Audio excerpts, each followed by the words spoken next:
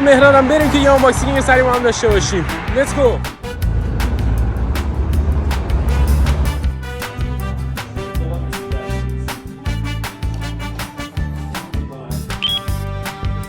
آبی گرفتیم چون خیلی از قطعات و ستاپمون قرار آبی باشه.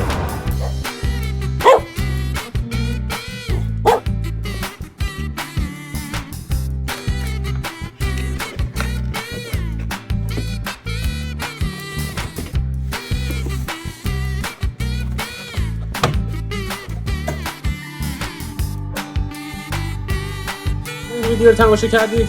این هم همه لباسمون. امیدوارم که لذت برده باشید. لایک، کامنت، سابسکرایب یادتون نره. پیس.